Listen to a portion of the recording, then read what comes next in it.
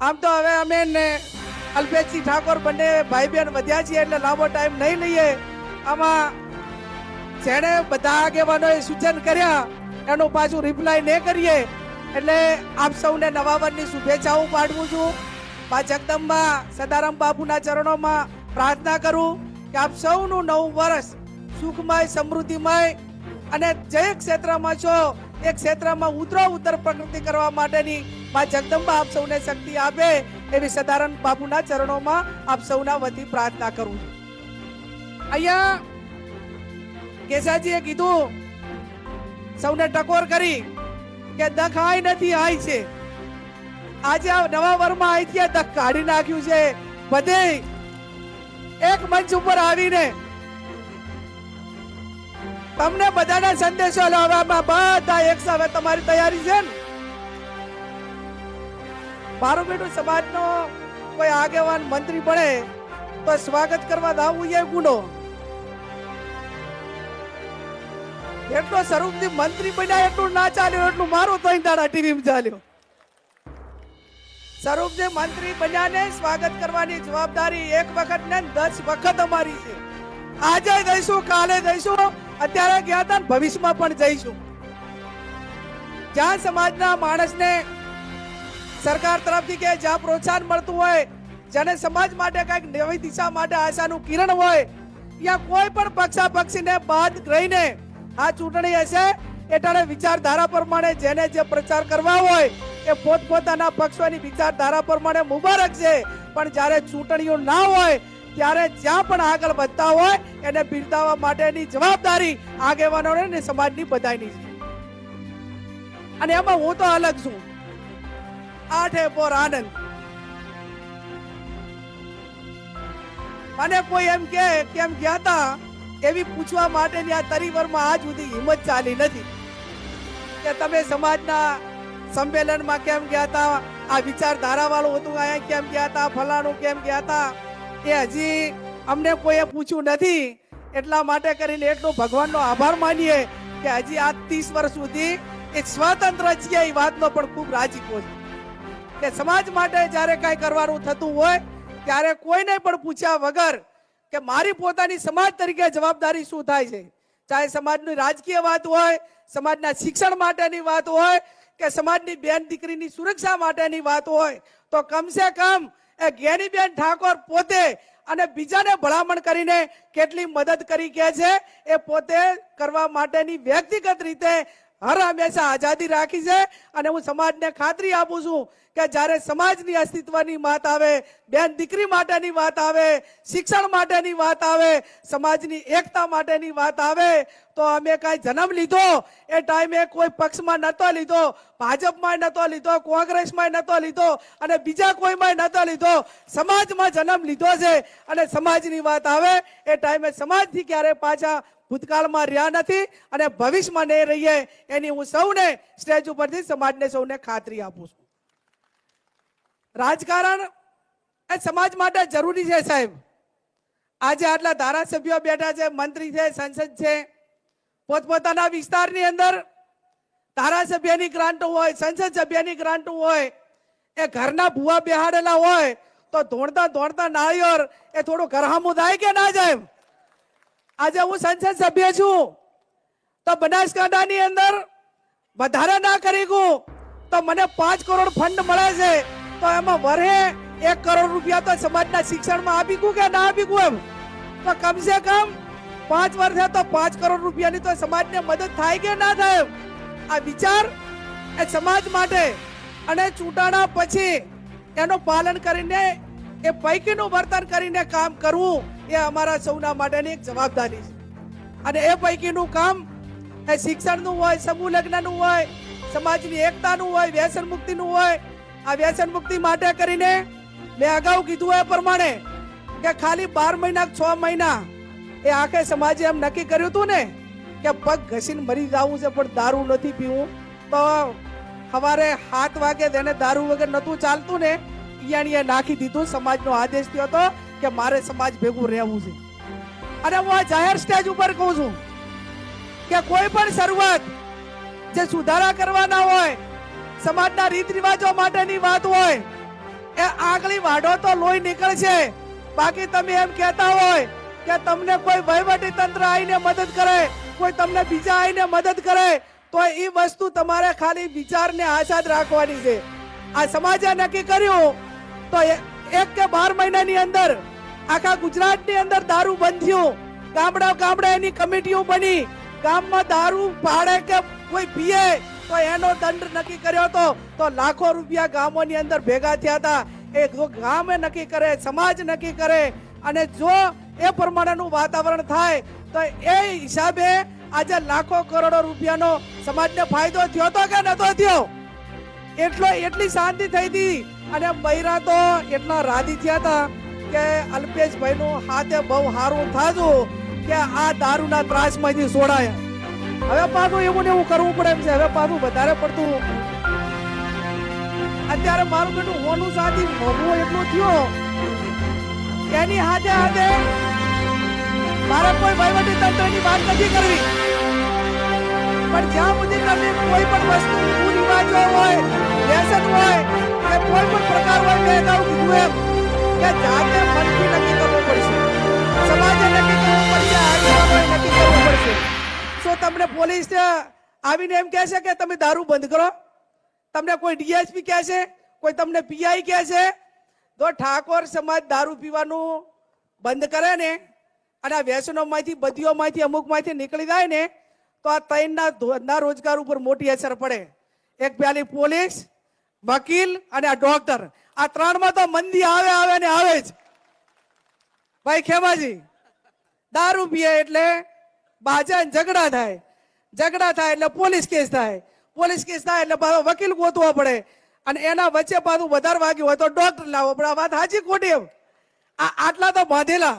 જો એક જણો દારૂ પીને કઈ કરે તો પછી આ 4 જણાની 4ની પ્રોસેસમાંથી પસાર થવાનું પાકું ને એમ. આટલા ઠેકાણી દો તારે એનો છુટકારો થાય. એટલે મારી આપ સૌને વિનંતી છે કે આપણે આ 4 ધંધો રોજગાર કરતા હોય ને બીજી રીતે ધંધો રોજગાર મળી રહે છે. ચાહે વકીલ હોય તો કોકના સમાધાન માટે મળી રહે છે, ડોક્ટર હોય તો એની મેડિકલની સુવિધાઓ માટે પણ મળી રહે છે. પણ આ રીતે વર્ગ વિગ્રહ કરીને, સમાજમાં વેરવિખેર કરીને આ પ્રમાણેનું થતું હોય ત્યારે એને રોકવા માટેની જવાબદારી છે. આજે ઘણા આગેવાનોએ મને સાહેબ કીધું કે સમાજના બંધારણ માટેની જરૂર છે.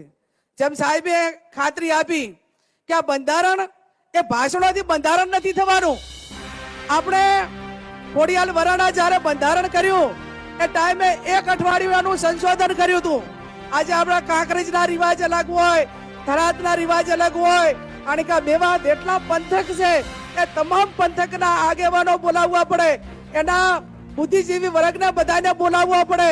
1, 2 કે 3 દિવસ એની શિબિર થાય, શિબિરની અંદર એના મુદ્દાઓ ચર્ચાય અને ચર્ચા પાસે એને સમર્થન આપવા માટે કરીને આખો સમાજ ભેગો કરવો પડે. આ તો તમે એમ કીધું કે ભાઈ આપણે બંધારણ તો 2-3 વખત બનાવ્યું, એમાં ઘણા બધા ગામોની અંદર એનું પાલન થાય છે અને ક્યાંક નથી થતું.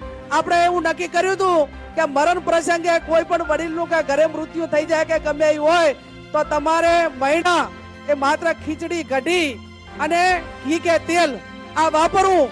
તો આજ મોટા ભાગના ગામોની અંદર એનું બંધારણ આજે છે. અને જ્યાં આ તો કેવી વાત કરે, કોઈક સમાજનું બંધારણ લઈને આવે, એનો સુધારો લઈને આવે તો પછી એનો ભંગ કરવા વાળો છે એને એટલી સમજણ હોવી જોઈએ કે હું આ નાત બારો નાથું.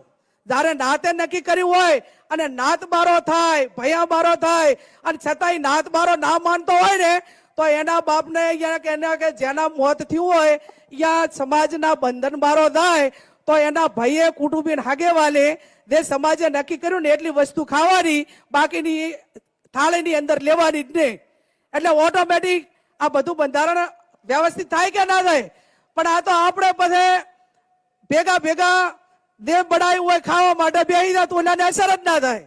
પણ એને ચોટ લાગવી જોઈએ, એને અહેસાસ થવો જોઈએ કે ભાઈ મેં આ બંધારણ તોડ્યું એટલા માટે કરીને આ સમાજના હગાવાલા કે કુટુંબવાળા જે વસ્તુ મેં વધારાની બળાઈ ના જમ્યા. એના કરતા પણ સૌથી મોટો પડકાર આ સમાજ માટે એ આ બેન દીકરીઓની સુરક્ષા માટેનો અલ્પેશભાઈ આ વર્તમાન સમયમાં મોટો પડકાર છે. અને પડકાર કેવો છે કે લવ મેરેજ કરતા પણ અત્યારે ખતરનાક સમાજને વેર વિખેર કરવા માટેનો જો કાયદો હોય તો એ મૈત્રી કરાર છે. બે છોકરાની માં હોય, ઓલો છોકરો લગ્ન કરેલો હોય અને ઘરે છોકરા નાના નાના હોય અને બાપ એ કરગરતો હોય, છોકરા પોલીસ સ્ટેશનમાં જઈને કરગરતા હોય તો કે મારે તો અહીંયા જ આવું છે, છોકરા કન નથી રહેવું. આ સૌથી ખરાબ કાયદો છે કે નહીં? પેલું સમાજને એ નક્કી કરવું પડશે કે આપણા સમાજમાં બે દીકરાએ લગ્ન કરેલા હોય અને મૈત્રી કરાર હેઠળ કોઈ દીકરીના લગ્ન કરેલા છે અને એને મૈત્રી કરાર હેઠળ લઈને આવે અને અથવા આવું કૃત્ય કરે ને ત્યારે 500 જણા થઈને એના ઘરે જઈને બેસી જવું જોઈએ અને 500 થી 1000 જણા ગઈને એને અહીંયા જઈને બેસી જવું જોઈએ. એની સામે તમે આક્રમક નહીં થો તો સમાજ આખો વેર વિખેર થવાનો છે. અને મોટા ભાગે આ સમાજમાં દીકરીઓની અછતના કારણે ત્યાં ખાટા પાટાની પ્રથા થઈ છે અને ખાટા પાટાની પ્રથા ચાલુ થઈ છે ત્યારે જે નિર્દોષ છે એને પણ આ દે ઓલી લઈને જાતી રહી છે. એના હિસાબે આનો ઘર પણ ભાગે છે. વાત સાચી કે ખોટી? એટલે એક ઘરને બે અને એના આજુબાજુ સંકળાયેલા હોય એ બધાને આ પરિસ્થિતિનો સામનો કરવો પડે છે. એટલે આવનાર સમયની અંદર સરકારના કાયદા ગમે એ હોય હું અભિનંદન આપીશ. હમણાં તમારા ભૂતકાળની અંદર ટૂંકા સમયમાં એક કિસ્સો અહીં ચૌધરી સમાજમાં બન્યો હતો અને એમના સમાજના જવાબદાર આગેવાનોએ વિડીયા બનાવ્યા. સમાજ આખો ભેગો થયો અને ના હથિયારથી પકડીને પાછી એના ધણીને આખે સમાજે હલાઈ કે ના હલાઈ એમ આવું કરો. જેટલો સમાજ ઢીલું મેલશે બેન દીકરીઓ માટે, આ ઠાકોર સમાજની દીકરીને ક્યાંય ભાગાડીને લઈ જવું એટલે નોર્મલ વાત, એને વેર વિખેર કરવી એટલે નોર્મલ વાત. અને બીજું કે આવડો મોટો સમાજ છે તો સમાજના દીકરાઓ ક્યાંય આવી ભૂલોમાં ના આવે એવી પણ મારી બે હાથ જોડીને વિનંતી છે. જેમ કે શરૂઆત આપણે આપણા સમાજની બેન દીકરીઓની સુરક્ષાની વાત કરીએ તો પહેલા આપણા દીકરાઓની પણ જવાબદારી વધી જાય કે તમે ક્યાંય બીજા સમાજની બેન દીકરીને એ રીતે સમાજ વ્યવસ્થા ના તૂટે અને વર્ગ વિગ્રહ ના થાય, કોઈ સમાજ વચ્ચે ઝઘડા ના થાય એના માટે કરીને તમે પણ એક સંસ્કારી બનો, શિસ્તબદ્ધ બનો અને સમાજના નેજા હેઠળ જે જવાબદારી છે પૂરેપૂરી નિભાવો. ત્યારે મારે વિશેષ નથી કહેવું, એટલું જ કહું કે આવનાર સમયમાં જે સાહેબે કહ્યું, ચૌહાણ સાહેબે, કેસાજીએ કે ભાઈ આપણા દુશ્મનો કોણ કોણ, કે અંધશ્રદ્ધા આપણી દુશ્મન, નિરીક્ષકતા આપણી દુશ્મન, જે આપણને રોજગારી નથી મળતી એ આપણી દુશ્મન, આ તમામ પ્રકારની જે બદીઓ કહેવાય. પછી તમારે દારૂની હોય બધી એક ના હોય. આ દારૂડિયો તો એને દારૂડિયાના વખાણ ના કરાય, એને બોલું ના કરવરાય, પણ અમુક પ્રકારની બદીઓ એવી હોય છે કે દારૂડિયા કરતા પણ વધારે નુકસાનકારક. પણ જુગારની હોય, કેરેક્ટર લેસની હોય કે બીજી બદીઓ હોય કે એ જો જેને ઘરે જુગાર આવ્યો અને જેને ઘરે કેરેક્ટર લેસ આવ્યું ને એ પરિવાર બરબાદ સમજી લેવાનું. કે ગમે એટલી મહેનત કરે પણ જેને કરી આ પૈકીની જો એન્ટ્રી થઈ ગઈ એ પરિવાર ક્યારે ઊંચો આવે નહીં. એટલે પહેલા તો જે સમાજે, પરિવારે અને આગેવાનોએ જે કરવાનું હોય છે એ એક સૈન્ય કાયમી કર્યું છે, આવનાર સમયમાં કરશું. એક સંસદ સભ્યના નાતે એટલી ખાતરી આપું છું. અને બીજું, આ સ્ટેજના આગેવાનોને ખોટું લાગે કે સારું લાગે, વિનંતી કે આ સમાજ તમે જ્યાં હોય અહીંયા આટલા ભેગા કરવા હોય સરકારે તો કેટલી ગાડીઓ દોડાવવી પડે, કેટલી વ્યવસ્થાઓ કરવી પડે, કેટલા ભાડા આલવા પડે, બરોબર?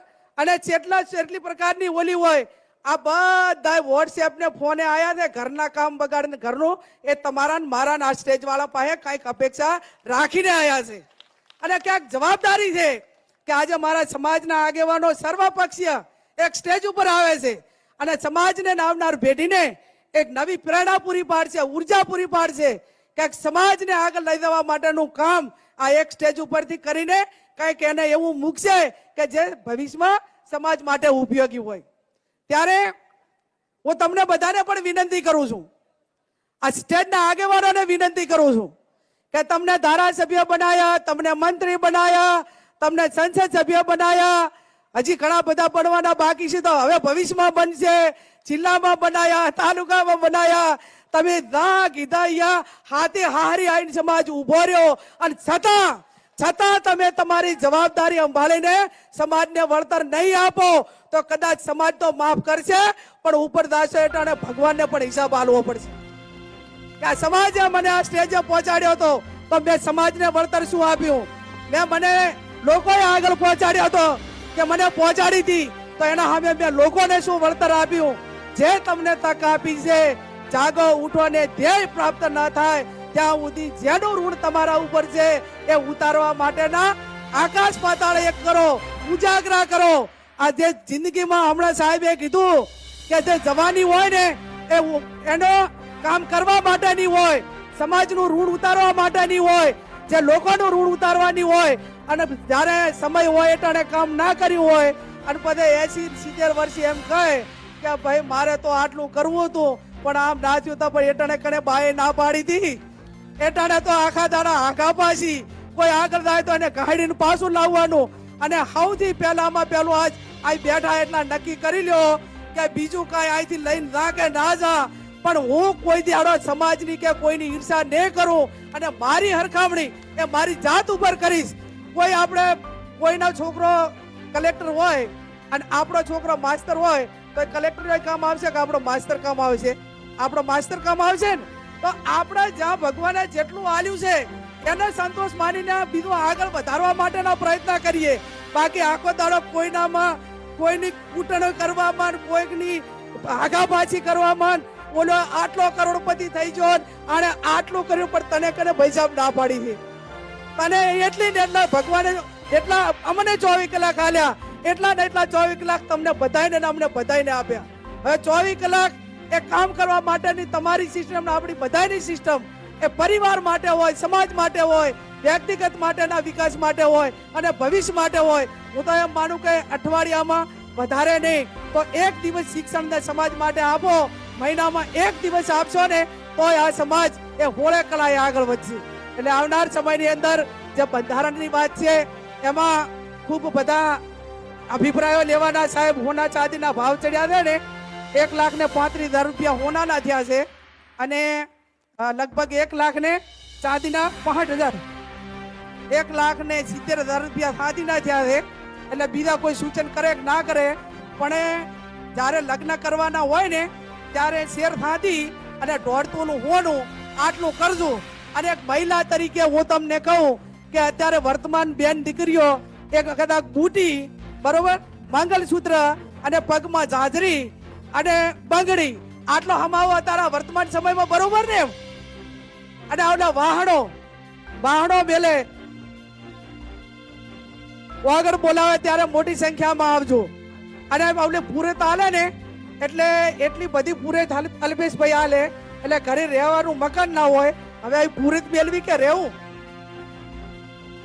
અને હજી મેરુજી એમ કે પૂરત લેવા થાય ને તો કે પિત્તળ ઘણું લેતું ભાઈ પિત્તળ વધારે લેતું તો કે આનું કાંઈક ઉપજે એટલે તમે આ 21મી સદીમાં દીવો છો અને હજી તમે એવડો ચિયો ભિખારી વેવે ઓરવાના વાહન વેચવાનો વારો આવે સમય પરિવર્તિત થાય એ ટાઈમે આજથી 40-50 વર્ષ પહેલા મંડપો બધું નતું એટલે પ્રસંગો કરવા માટે આખા વાહના કે ગામના વાહન ભેગા કરતા ત્યારે પ્રસંગ થતો અને એટલા માટે વાહનાની જરૂર હતી અત્યારે આ બાબર તાલુકાના વિસ્તારનું પિત્તળ ભેગું કરો ને તો હું માનું ત્યાં સુધી 5 કે 10 વર્ષ બીજું નવું પિત્તળ એનું રિફાઇનરી ના કરવું પડે એટલું પિત્તળ ભેગું થાય કે ના થાય આ પરિસ્થિતિ છે અને ના કરવાનું કરે હમણાં અલ્પેશભાઈ મને કીધું કે બેન આ ડીજે વાળું કે બંધ કરાવો એટલે આપણે વારંવાર ડીજે નું કામ હમણાં અમૃતજી કહેતા હતા કે ડીજે ની અને ઓલી ગાડીની ના પાડે ને તો લેબડે થડે જે હવે અત્યારે લેબડે થડવાનો છે અને પછી છોકરાને હેરાન કરવાના ના કરતા પૈના પેલો થડે ને અને છોકરાની બીક ના રાખો આ જે લોહી પીવા આવ્યા હોય ને એ લેબડાય ના થડે અને ચાય ના થડે તો પછી આપણે કહેવાનું કે તો પરભવમાં લખાયેલું છે દાવાજો આવો નિકાલ થાય જરૂરી છે સમાજનું બંધારણને આખા સમાજને અંધકાર બનાવતા હોય એવા 2-5 જણાના જીતવાળો નિકાલ થાય ને તો એ સમાજ માટે શહીદ થયા છે એમ માનશું બાકી બધું છોકરા કે બધું છોકરીઓ કે એમ કરવાનું હોય તો એ સમાજનું બંધારણ કે એની સલામતી કે એના કાયદાઓ એ અમલમાં ના રહે. એટલે જ્યાં પરિવારમાં હમણાં વોટ્સએપમાં સાહેબ મેં વાંચ્યું કે સુધારેલા કેસને ના બગડેલા કેસને સુધારે એને વકીલ કહેવાય, બગડેલા કેસને સુધારે એને વકીલ કહેવાય, પણ કેસ બનવા જ ના દે એને વડીલ કહેવાય. આ વડીલની ભૂમિકા આપણે જ્યારે અદા કરવાની હોય ત્યારે બધા એક થઈને, જ્યાં જેને રાજકીય આગેવાનને કહેવું પડતું હોય તો આગેવાનને કહેવાનું, ઘરમાં કહેવાનું થતું હોય તો ઘરમાં કહેવાનું. અને જેટાણે જે ભગવાન કૃષ્ણએ કીધું છે અને મહાભારતના આપણા પાસે દાખલા છે કે અન્યાય સામે પણ આપણે અવાજ ના ઉઠાવવા તો બધા અન્યાય કરે છે એમાં આપણે સૂર પૂર્યો એવું કહેવાય કે ના કહેવાય. એટલે ચારેક તમારે અમારી શરમે ના રાખવાની, અમને ચારેક મોઢામાં આમ રીહ ખડાઈ નાખો ને તો હાથા હાથા કહી દેવાનું. અને તમે બધાને એક વાર તમને એમ કે અમારા તો કઈ વાંક જ નથી, પણ તમારા નાના મોટા સૂચનો હોય, નાના મોટી તમારી કોઈ અમારે સમજણ માટે કરીને તમારી એક વાત હોય તો પણ એ સાંભળવા માટેની તૈયારી આગેવાનોએ રાખવી પડે. ત્યારે 23 તારીખે કન્યા હોસ્ટેલનું ઓપનિંગ કરવાનું છે. હું તમને બધાને બે હાથ જોડીને વિનંતી કરું છું કે તાલુકે એ દીકરીઓને ભણવા માટેની સંસ્થા ઊભી કરવી પડશે, સલામતી માટે કરવી પડશે. આજ કાંકરેજ તાલુકે કરી, અહીં દિયોદર તાલુકે કરી, ભાભર તાલુકામાં થઈ, રાધનપુરમાં થઈ, તો આટલી સંસ્થાઓ આપણે ઊભી કરી અને આવનાર સમયમાં દરેક તાલુકા કક્ષાએ દીકરીઓને ભણવા માટેની હોસ્ટેલનું નિર્માણ થાય અને એમાં સમાજ મદદ કરે. બીજા જિલ્લા કક્ષાના સંકુલ હોય, રાજ્ય કક્ષાના સંકુલ હોય, એ તો બધા સાથે મળીને કરશું. પણ હવે ઘણા વર્ષો પછી બધા એક સ્ટેજ ઉપર આવ્યા છો તો સદારામની સાક્ષીએ સાચા દિલ